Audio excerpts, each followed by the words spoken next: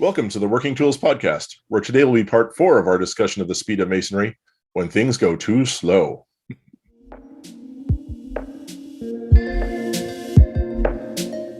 Ladies and gentlemen, brethren all, welcome to the Working Tools Podcast, a casual conversation around Freemasonry. First, it's important to note that our thoughts and opinions are our own and do not reflect those of our Grand Lodge or respective craft or concordant bodies. Please connect with us and ask questions via our website at theworkingtoolspodcast.com.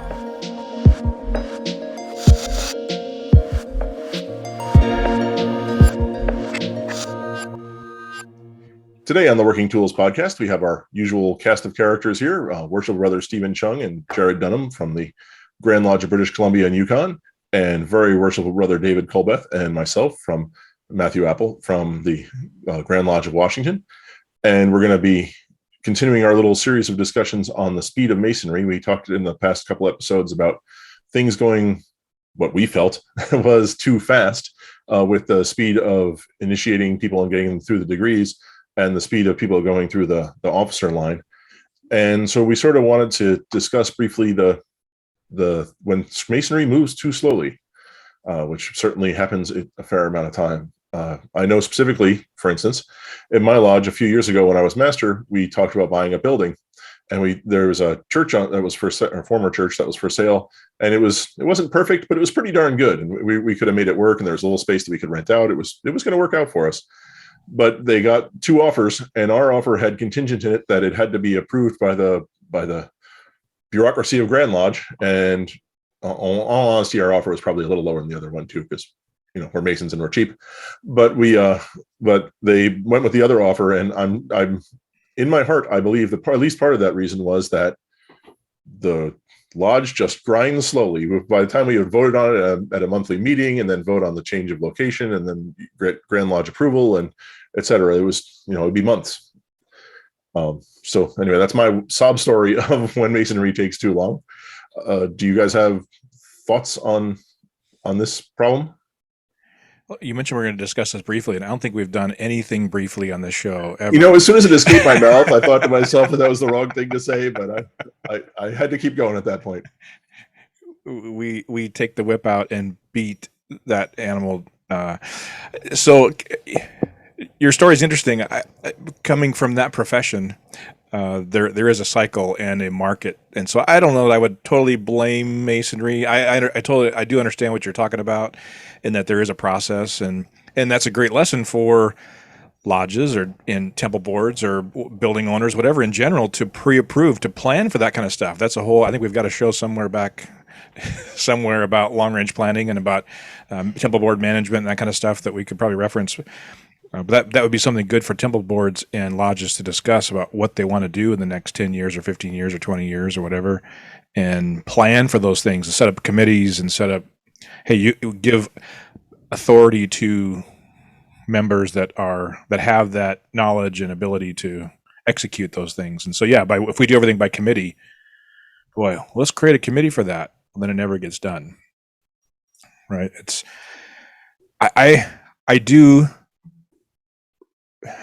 My mantra has become that masonry operates in 5-year cycles or 5-year timelines. If you want to get something done, unless you're going to implement it right now, something pretty easy just needs to get done. Fix this issue, that can get done. But if you want to change something or implement an idea or set up something new, just assume it's going to take 5 years. You have to convince the brethren that it's worthwhile and implement the idea, and then it's going to take several times, probably several years, for guys to realize, well, that's the way we've always done it. But that's the magic word. When you've got to that point 5 to 7 years down the road, and everybody says, well, they're explaining that process or explaining that idea to somebody else, and they go, well, this is the way we do it. And you, okay, yes. It's usually 5 to 7 years later. And that's a problem, especially, no. Well, for like lodges up here where we're dying off at a hell of a rate because of the 5 to 7 years to get anything implemented is you're not by the time it's implemented, it's too late for it to help you in any way, shape, or form. I mean, as someone who works dealing with a government body on a regular basis, in which I usually refer to my clients as they work at the speed of government, I'm used to, it's easy to make a mistake. It takes a long time to fix it. So I think with lodges, what we need, especially ones that are on the cusp, is we need to break that 5-year cycle and start not necessarily looking for the best solution, the one that pleases everyone, but come up the one that's going to resolve the issue that you're facing now, instead of the one that's going to resolve the issue that you're facing now a year and a half down the road. I just want to interject real quick. Our Stewardship of the Building series was in February of last year. It was episode season 2, 22 and 23.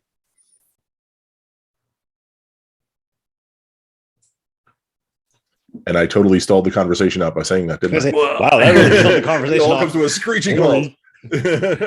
Well, you see, the best way to avoid that delay in things is just not to strike a committee. As soon as you strike a committee, now it's going to take forever, right? But if you have one person go out and gather the information, come back to the lodge, report on it, and everybody discusses it, and then we move it forward. You see, that's when when you really want to push something through, you just have to not have a committee. But everyone needs, but I've always found that it's not the committee that's the problem. It's the fact that everyone wants to have their say and then some before a decision is made. Wow. And no one's willing to accept good enough in order to get it done. Yeah, there's a fine line definitely to be drawn there between getting crap done and getting people to buy in on it. I guess it's that way in a lot of stuff, but. Well, you see, I don't know. Every lodge is different. Our lodge, we don't seem to, take forever to get things done unless it involves one of the other bodies, one of the other lodges, one of the Eastern Star, the Holding Society. Then it'll take forever, guaranteed. But in just our lodge, we just move stuff along pretty quick by not having committees. Every time we have a committee, whatever, you can guarantee it's going to take months before you get a report, right? Because, you got to wait for people to try and get together and coordinate their schedules and everything else. Where if we just delegate one guy to get the information, bring it back to the lodge, present it, right? Well, then things move a lot quicker because you give him the deadline. Next meeting, bring the information we need, right? We talk about it, we vote on it, we do it or we don't, right? Well, and I think you've hit the nail on the head with that one. Is you have to set the deadline. Mm-hmm. I don't think it's so much for me, I don't think it's so much the committee. It's the fact that when it's brought up in lodge, if you don't hit that deadline button, then you get people procrastinating or not feeling the urgency of it. Cue David talking about boards of general purpose. Ironically, I just talked with it about our officers. Last week we had an officers meeting and I said, hey, this is what I like to do. And what they say, how'd they react? They like the idea. It's just, it's going to take 5 to 7 years to implement, right? So why? Well, because it's just the speed of masonry. If they liked it, they say, okay, great. We're going to call a board of general purpose meeting for next month and 2 hours before our regular meeting. Sure. How's that working for you? It works great for us. Because you've been doing it since the beginning, it's the way we've always done it. See, right? It's the way we've always done it. Yeah. It could have been a brand new thing that was implemented the year before you joined or 5 years before you joined, but that's how you've. So everything relates to expectations too. I'll use that word. Anyway, I'm not going to go down that rabbit trail, but expectations is the word in how we. In everything we do in masonry, right? If from the very first time a guy knocks on the door to however his path leads him down the path of masonry, whatever his expectations are, is what actually happens.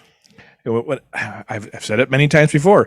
My expectation was when I joined Masonry that I was on Saturday mornings, I was going to have to go to some kind of class or go to something. And when it didn't happen, that became my expectation. And now if you say, David, come Saturday morning to this class, I'm like, what?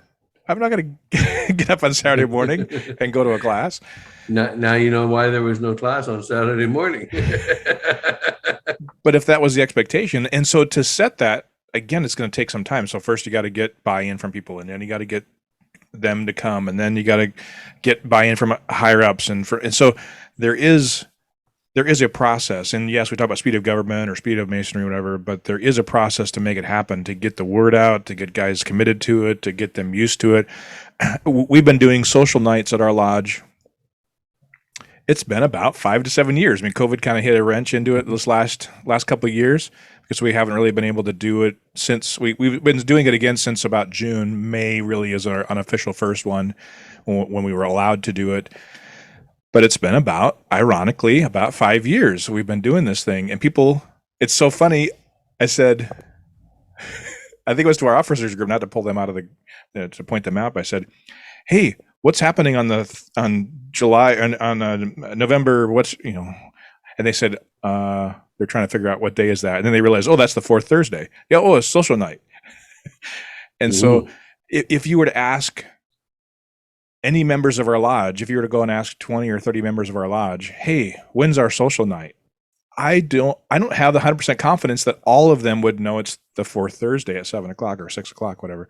I don't know that. I think I would hope that 25 to 30%, maybe even as much as 50% would know that for sure. But it's been 5 years, and I've been sending messages out on a regular basis every month, inviting guys. And so has it become a habit? It's pretty close. But we're talking about adding a Saturday morning breakfast to this social night or the social events calendar, and I'm a little tired. I don't know. Treating if I have 5 to 7 years to do it, different meeting. Treating that hangover is a total different meeting. Okay, that's the AA. But one of the things that we did to improve the attendance to our BOGPs was we had them we were having them on the Sunday before our Monday meetings, right? So the weekend before kind of thing, but we found that the attendance was not near as good as it was if we held them at like 6 o'clock on our regular meeting night. So it's an hour and a half before our regular meeting. So more people would come and be there earlier. It was just easier to get them on the same night than to try and get them on another time, especially on a weekend, especially on a Sunday. Right. Have we ever talked about, do you all have any kind of festive board or meal or anything before you don't have a meal before your meetings, do you? Ours is after. Right? Festive board is after. Is it a full meal? Or is it a full meal, or is it? No, it's usually sandwiches or something like that. Sometimes depends on our steward of the day. We've had full blown meals. We've had stew and buns. We've had soup and sandwiches. We've had a whole variety of things from our stewards. Right. I've always disliked the after meeting meal, because I find eating a full meal at 9:30 at night just, and I have brought up before the idea of having a meal before the meet. I find, at least my experience is like my mother lodge, with the one when I joined back in the dark ages, we did the same thing as what Stephen's Lodge did. Is we used to have our board of general purposes before our regular meeting, so that just anything that you decided, you could go in, and it worked. When I moved up here and I started bringing up that idea, or the idea of having the festive board before the meeting, everyone's like, well, I can't get home in time after work and get out. And so it's never going to work. And so, yeah, we do ours, and we mostly at Headley, ours used to be full meals after, so at 9:30 at night, you're eating a lot of food. That's the hard problem I have, hard issue, whatever, that having a meal that late at night, and God forbid should the meeting actually go 10:30 or something. I mean, that's should be a rare occasion, but it happens. This last meeting we had balloting and proficiency and elections and past master. I mean, it was a ton. We had education. It was a ton. It was 10:30 before we got out of there. And so to think about having a meal that late at night, and for us, it's Monday. So Monday night would be pretty tough to get up for work. And some of the guys that have to go, get up at 3 or 4 o'clock in the morning, go to work, would be really, really tough. But God, I remember closing our festive boards at 2 and 3 in the morning on Monday nights. Wow. Yeah. Like our festive boards used to go until 1, 2 in the morning. Every meeting. On a school night, right? huh? Yeah. Wow. Yeah. None of us were in school, but No, I mean, yeah. we had to get up and go to work, most of us. But no, we would have such good time going that, we'd find, oh man, we better close it up. It's like 1 o'clock in the morning. Right. So then we'd start to close it up and it'd be finally 2 o'clock by the time we got out of there. Right. But we had very active lodge. And they like to stay and socialize and enjoy the fellowship. Right. So, but yeah, when you get back on topic, getting things to happen that way. So what about take time? What about, we talked about, I guess, the degrees in that, maybe we've already beaten that horse to death, but what other things are slow? So there's just general processes. What about code changes? One of the ideas that our current XCOM is talking about is adjusting the requirements for approval for code changes. So, for example, the initial, when you set a resolution, if you want to change the code, change the standard work in the code especially, it's a 90% approval. But then if it fails, the next year, it's only was it 70 or 75%? Do you remember? I think it's 75%. So shouldn't it just be 75%? Or should it always be 90%? I mean, why is that? So like, hey, I'm going to write this really crappy idea and I know it's going to fail, but then next year it's only going to take 75%. So we're probably going to pass it. So why not just be 75% all the time? Or why not be 90% all the time? Why is there, if it's bad legislation and you can't get it passed, then why should you have a reduced threshold to pass it the next time? I think the logic, as I understood it, was that you need a 2/3 majority the first time, but you get at least half, and then you need only half the second time, or 50% plus 1 the second time. Then you at least know that in 2 Grand Lodges, more than half the people supported it. And maybe in some bizarre way, that's equivalent of 1 Grand Lodge where 2/3 of the people support it. Oh, up here it's a simple majority. Yeah, no, we had a 90% vote once to put a comma into the standard ritual. That was pretty awesome. Simple majority for everything. Simple majority. If the Grand Master doesn't just automatically make it so. Because there have been, well, it depends on, like, I said, well, no, but like, I think like putting a comma in somewhere, it would just get passed. Like it wouldn't even go to a vote. It would just, yeah, okay, we'll add a comma. Like I've seen it. I've been to Grand Lodges where resolutions have come up. Careful, you're treading on dangerous water. I don't know. This is not a clerical error. The comma was not a clerical error. It was, do you pause during the ritual or not? Oh, wait, hold on. Oh, you're okay. So you guys are talking about ritual, or are you talking about your constitution? Well, because I'm confused with, because like we've gotten way off topic, but yeah, there's a different threshold. Well, no, actually we haven't, because it actually doesn't make sense. Because for up here, before, if there's going to be a change in ritual, it's got to go to the ritual committee, and they review it, and then they bring the resolution up in Grand Lodge to have it changed. At which point we vote, and a simple majority passes it. So we have what's called a jurisprudence committee that reviews all. Well, they review a lot. It's comprised of past grandmasters and an attorney or two, and so they review a lot. But they certainly review any resolutions that come before the floor, and those include what you might call constitution changes or code changes.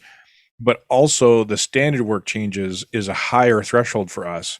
So code change is a simple if it's not simple majority, it's 2/3, I think, like Matt said. And then there are some things that are simple majority, but a standard work change requires a 90% approval the first time, and then it lowers the second time. And so that comma he was talking about wasn't a simple clerical error. It's just, whoops, we forgot to put the comma in. No, it was, should you pause? Is there really a pause in the standard work or not? I don't think I've ever actually seen a ritual change come before any of the Grand Lodges I've been to. But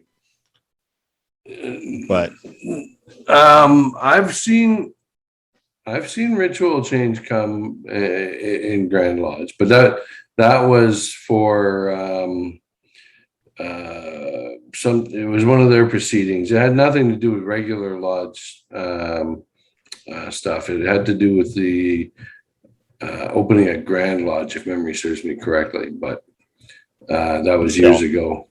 Yeah, like our lodge, when we want to rewrite our ritual book, we do, and then we get everybody to agree to it, and then we send it to Grand Lodge.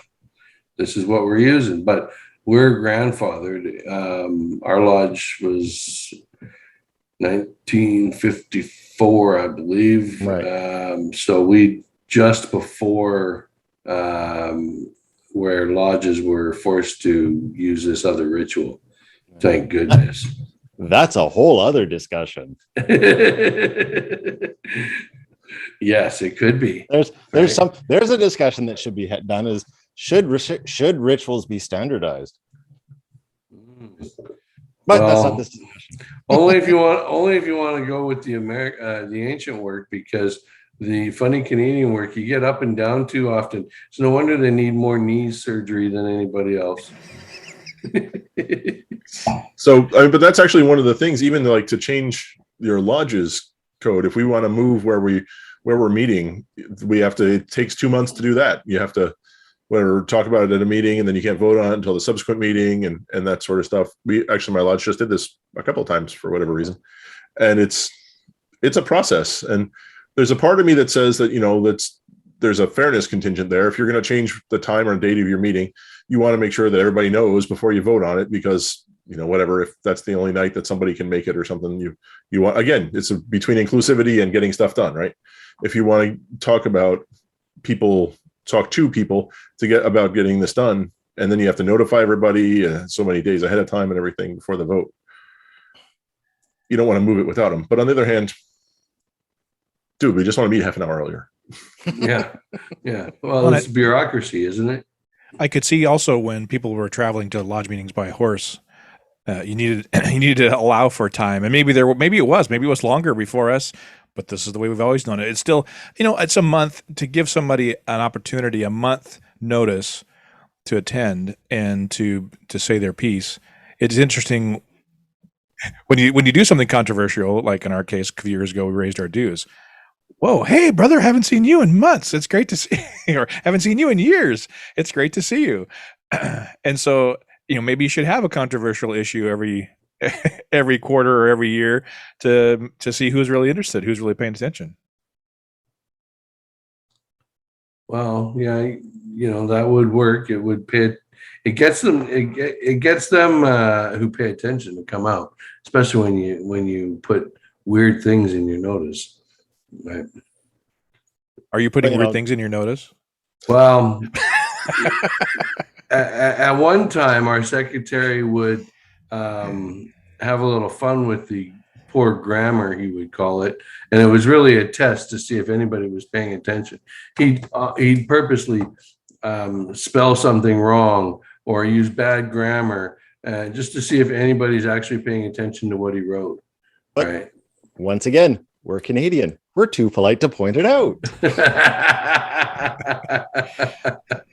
So we've talked for 28 minutes now. We've talked about the problems of things taking too long. But so Steve had a solution.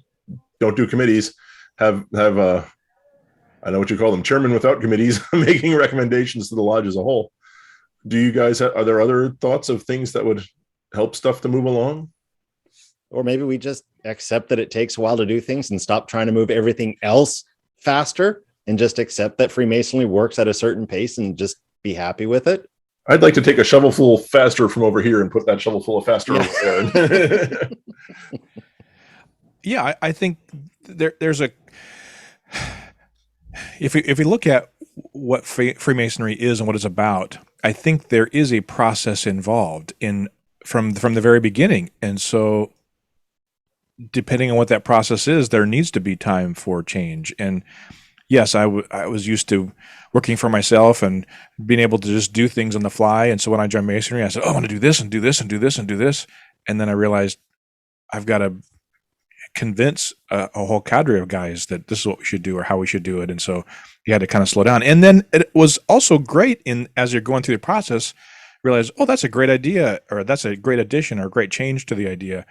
And so having that input from people was important for ideas and processes. And so I think there's sometimes that we would like to move a little faster, but I think it's okay. I think it's fun. I tell guys when they come in and they get excited about wanting to do things, want to make changes, and I say, that's great.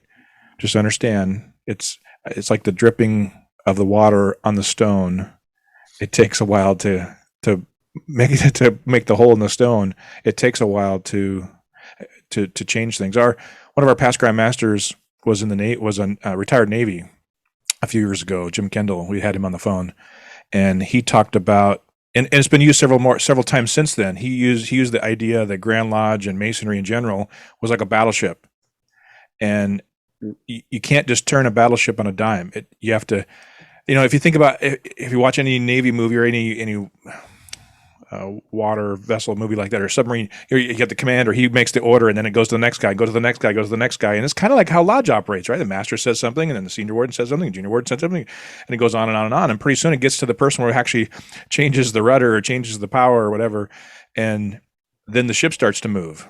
And then they go, oh, whoops, we didn't want to do that. Well, sorry, it's moving.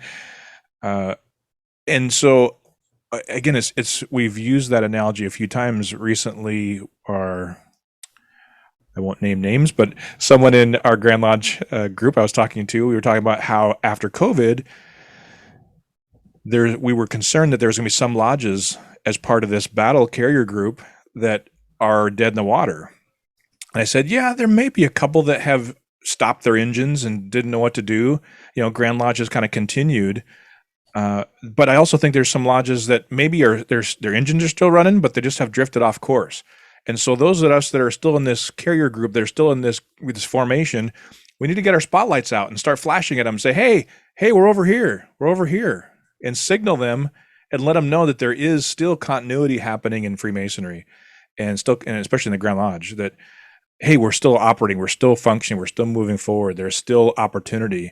I just got off the Lodge Leadership Retreat committee meeting today, which is happening in March, as a small plug for those that are listening.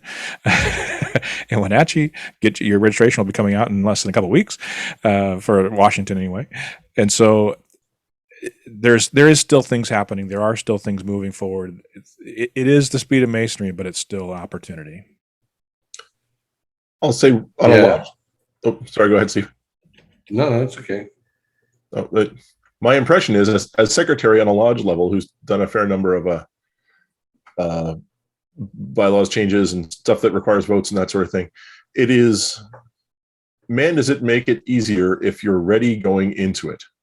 If you're, to extend the ship metaphor, if your ship is, battle ready when you go to do the vote on whatever it is or discuss whatever issue it is, and you've got your, I'm leaving the ship metaphor already, you've got your ducks in a row and you've got your stuff in one sock, as we used to say. Your poop in a group. Exactly. If you're ready when you get there, it makes it a lot easier. Things don't, when I was deputy, one of the lodges in my district wanted to do a bylaws change, and they missed the deadline for notifying all their members before the vote. So then it took another month for them before they could get to the vote, because they called up Grand Lodge, and Grand Lodge said, nope, you got to tell people, which makes sense to me. But if they had their ducks in a row, that would have saved them a month before they could do what they wanted to do. And there's having an administrative leadership team that is I don't know what the word is, aware of the issues, is on track, really helps smooth sailing. We'll get back to ships again. That is really smooth sailing, or helps it anyway. So with that, we're going past half an hour here. Does anybody have any other issues about the slowness of Masonry? No, it's just a process. Everything's just a process. Yep. Or process, Yeah. As long as it's not Depends a color. on which line you're above or below.